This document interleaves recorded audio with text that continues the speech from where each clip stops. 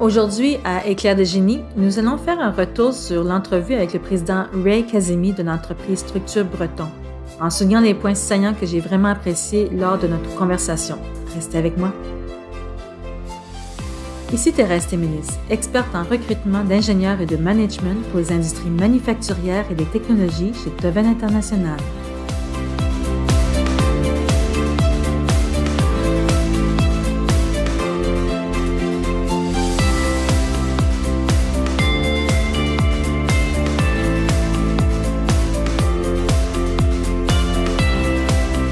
Lors de l'entrevue avec M. Kazemi, j'ai retenu plusieurs éléments intéressants. Tout d'abord, l'entreprise a été fondée par M. Conrad Breton il y a plus de 30 ans. Son fils, Marco Breton, a repris les rênes de l'entreprise en 1988. Malheureusement, Marco Breton est décédé en 2018 à l'âge de 53 ans, laissant le soin à son ami et associé M. Mohamed Rez Kazemi, alias Ray Kazemi, de prendre la charge de Structure Breton en devenant officiellement président et propriétaire. Structure Breton est située à Saint-Bruno-de-Montarville, sur la rive sud de Montréal. M. Kazemi est arrivé chez Structure Breton comme ingénieur de projet en 1999. Il détenait un diplôme en technique de génie mécanique et un baccalauréat en ingénierie de chantier. Durant sa carrière chez Structure Breton, il a étudié en gestion de construction et a poursuivi avec des formations continues en management. À son arrivée, il a compris que certains problèmes devaient être réglés. Selon lui, il y avait trop de départements, ce qui faisait en sorte que plusieurs cultures s'entrechoquaient entre elles. Les directeurs se déresponsabilisaient lors des situations conflictuelles en se lançant la balle d'un département à l'autre.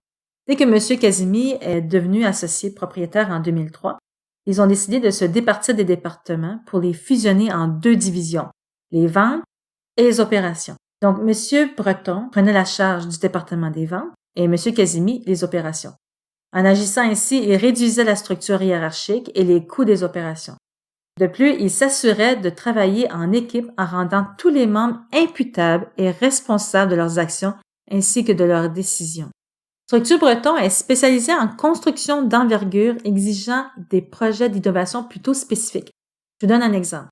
Un édifice de 12 étages situé dans la ville de New York, dont les propriétaires désirent ajouter 6 autres étages, feront appel à eux qui se chargera du dessin, de la création des matériaux, de la livraison et de l'installation. Cette spécialité n'est vraiment pas courante. Le fait qu'il y a très peu de demandes de la sorte au Québec, les clients de Structure Breton sont majoritairement aux États-Unis. Par contre, je peux tout de même vous dire que le Casino Montréal détient les poutres d'acier de Structure Breton, ce qui est agréable d'entendre. M. Kazemi est un homme ayant une belle sagesse, un sens de responsabilité élevé et un leader qui tient à souligner l'importance de son équipe. Lors de l'entrevue, il parlait constamment en « nous », en faisant référence à ses membres de l'entreprise. La vision de l'entreprise est d'atteindre les résultats en s'appuyant sur leur équipe de travail et d'utiliser leur expertise pour répondre aux demandes des clients. Il a mentionné durant l'entrevue une formation qu'il avait suivie où le formateur avait demandé aux propriétaires d'entreprise pourquoi ils étaient en affaires. La majorité ont répondu pour faire de l'argent. Mais la réponse était offrir un service. Ce que j'ai aimé, M. Kazemi m'a lancé cette phrase. Faire de l'argent est comme le sang qui circule dans notre corps. Nous devons innover, promouvoir et continuer d'avancer pour nous faire connaître. Il nous a donné un exemple. Si vous conduisez jusqu'à Kingston et vous vous y arrêtez, il pourrait vous rejoindre facilement, même en vélo. Mais si vous n'arrêtez pas, il serait impossible pour lui de vous atteindre. Dans les affaires, c'est la même chose. Si vous cessez de poursuivre votre chemin, vous vous ferez rattraper et pire, vous faire disparaître. Il nous a donné un autre exemple qui se réfère bien à sa philosophie. Durant la crise de la construction en 2007, ils ont perdu des contrats majeurs.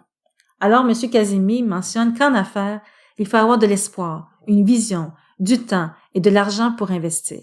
Alors, afin d'assurer de ne pas perdre leur équipe de rêve, ils ont accepté un contrat à perte pour faire travailler leurs membres. Ils ont même financé ce projet. Ensuite, ils ont investi 2 millions dans de la nouvelle machinerie de haute technologie. Lorsque l'économie est revenue à la normale en 2009, ils étaient prêts à rouler. Selon lui, pour atteindre le succès, il faut avancer à petits pas en se fixant des objectifs sur notre parcours et célébrer chaque petite victoire jusqu'à en arriver au sommet de la montagne. Il ajoute l'importance de développer de bonnes relations d'affaires en créant une boucle entre les clients, les fournisseurs et les équipes de travail. Il accentue le fait de faire partie de cette boucle permettant de créer une relation plus stable et de confiance. Quand nous sommes leaders d'une entreprise, notre langage doit changer du moi, signifiant mon entreprise, mon équipe, ma production, à nous. Parce que nous ne voulons pas être le boss qui pratique la microgestion. Il devient le centre de toutes les décisions de l'entreprise au point que lorsqu'il devra s'absenter ou même décéder, son système meurt. Aucune entreprise ne peut survivre sur une seule personne. C'est d'aller vers sa perte. J'ai vécu une situation pareille par le passé.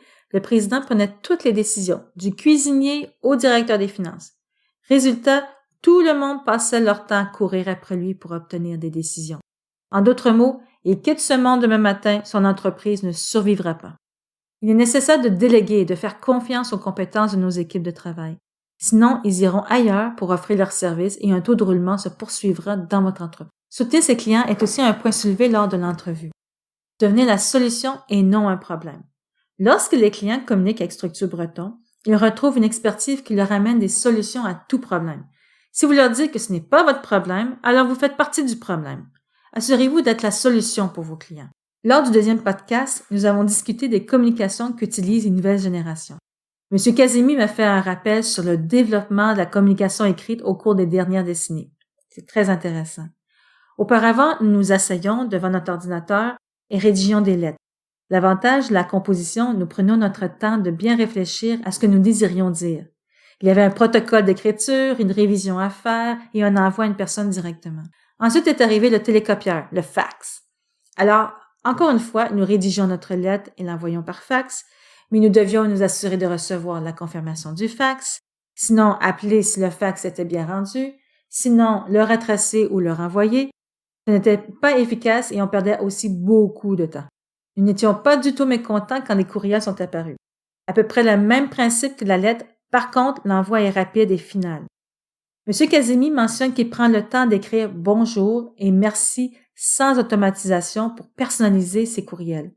Les pièces jointes permettent d'assurer un bon transfert des documents et faire un suivi. En construction, la documentation est très importante. Pareil pour la majorité des industries. Il faut se documenter et les courriels permettent de faire ce suivi. Finalement, les textos. Le problème avec les textos, c'est le manque de politesse et de clarté. Il n'y a plus de filtre. M. Kazemi donne l'exemple d'une demande de paiement. On lui répond « oui ». Oui, pourquoi? Quand va-t-on recevoir le paiement? Demain? La semaine prochaine? Rien n'est clair. Je dois absolument vous dire qu'il est important que lorsque votre courriel ou texto devient un conflit ou une mésentente, ne vous poursuivez pas par ce médium. Prenez le téléphone ou un rendez-vous en personne pour régler la situation. Sinon, ça ne va qu'empirer. Pour M. Kazemi, il est important d'assurer de bonnes relations comme base de succès. Faire des affaires n'est pas une course mais un marathon. Ça prend du temps et de la patience. Il faut faciliter le travail de ses clients en étant un bon soutien pour leur développement. Un autre point que j'ai vraiment aimé était sa conception sur le management. Les gestionnaires ont la responsabilité d'éduquer et de former leur personnel, de développer leur plein potentiel. En ce faisant, nous développons de nouvelles attitudes et des personnes de solutions. L'individu devient une personne fiable, aimable et pleine de solutions. Non seulement nous l'améliorons au sein de notre entreprise, mais aussi en tant que personne de la société. Finalement, j'ai demandé comment ils ont géré la pandémie chez Structure Breton. M. Kazemi m'a indiqué que tout le personnel de bureau a été équipé pour faire du télétravail en dedans d'une semaine. Tous étaient chez eux et connectés au serveur. Pour le personnel de plancher, ils leur ont fourni tout l'équipement, les masques, le désinfectant et les gants. Ils les ont sensibilisés à la distanciation et ont organisé des horaires de travail pour qu'ils aient moins de personnes aux arrivées à l'entreprise et durant les heures à la cafétéria. M. Kazemi était très fier des efforts de ses équipes de travail. J'ai parlé de bonheur dans le malheur. En fait, l'exemple que je lui ai donné est basé sur un événement de championnat de karaté. Nous avions exigé de notre fils de se tenter dans des combats. Il ne voulait pas, mais il s'est résilié. Son sensei, son professeur de karaté, lui a donné un bon conseil. Il lui a dit « Essaie de trouver ton bonheur dans l'obligation que tes parents te mettent sur tes épaules. » Finalement, il a participé et s'est surpassé. Donc, je vous dis ceci. Durant la pandémie, tentez de trouver le bonheur dans la situation que vous vivez. Parce que M. Kazemi et moi sommes venus à la conclusion que le COVID ne disparaîtrait pas du jour au lendemain. Donc, nous avons la possibilité d'être négatifs ou de trouver du positif dans le négatif. Les opportunités sont toujours présentes, il ne faut pas se décourager. Je vous invite à écouter les 2 podcasts avec M. Casimi. Ce fut très inspirant.